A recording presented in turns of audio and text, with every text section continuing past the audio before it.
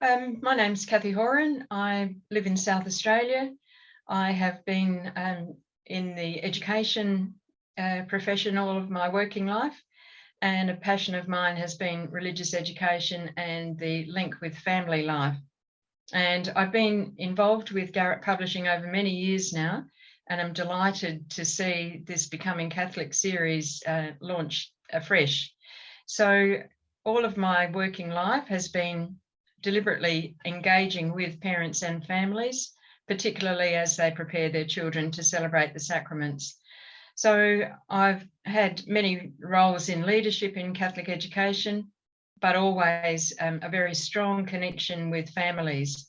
And for me, that connection was just something I was born with. I was born into a family. I'm one of six. My family has always been Catholic and has valued the Catholic tradition and experience. And so it was a natural progression to extend the appreciation of family life and Catholic family life to other families with whom I've come in contact. So here we are today at this point in time. I think we've updated it because we needed to, and we needed to because we're living in a very complex, rapidly changing world where a lot of the social issues and the world issues are affecting families.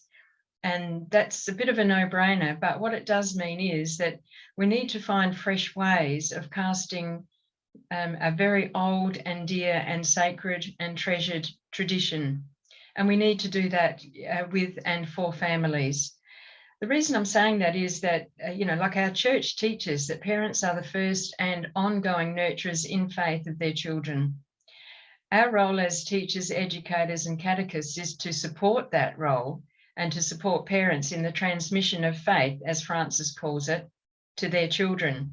So given that we are still going through this pandemic and times have changed, family life has changed, and the structures around our learning have changed. So I think it is a flow-on effect that Becoming Catholic needed to stop and take stock and recast itself in the light of those changes and those needs for families. And so what we now have is a more interactive resource in a time when families are faced with coping with children doing a lot of their learning online and are needing extra resources for that. They also need resources that enable children to plough ahead in a way that recognises their role as independent learners. And so I think the resource that we now have that's cast anew to meet the needs of families in our times is going to enable families to enter into that process more fully and with more confidence. This series is predominantly for families. We've said for many years since Vatican II that families are the first and ongoing nurturers in faith of their children. But I think sometimes parents have shied off that because they would say, well, I'm not a teacher. How can I be expected to do that? And I'm sending my children to a Catholic school. Why aren't they doing it? But the beauty, I think, and the value of this resource is that it's geared to equipping parents, to empowering them, and to extending their own knowledge and understanding of their faith so that they can walk through this process with their children. So we expect families to be engaged and to be supportive and to be on this journey together. But I believe that we need to make it possible for them to enter into it. So in the course of my many years of working with families and parent information sessions in particular, I've seen the hesitation in parents. I've seen their confusion and their lack of confidence that they weren't trained to teach and they don't know why they need to. So it goes back to what Pope Francis says, that families is the place where the faith is transmitted. Now, these parents bringing their children are doing it often because their parents did it for them and their parents did it for them. So Francis says this is a golden opportunity for us to enter into the process and support those families as they try to engage with this. Now, for many parents, this may be the first engagement in discussions about their faith at an adult level that they've ever had.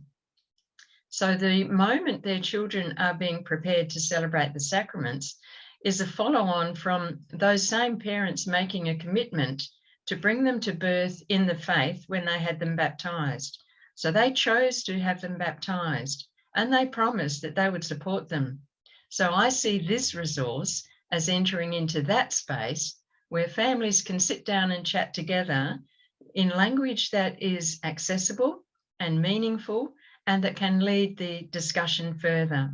So that's why I think, we needed to update this and to present it to families in a way that would empower them and give them something in common to talk about.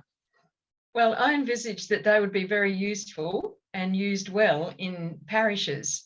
I think, we have a lot of catechists out there in parishes who are looking for resources that are accessible and that will help them to work with families. So I know of a lot of families that have bought up multiple copies to give to parents as they bring their children along to register them for the sacramental process and the preparation.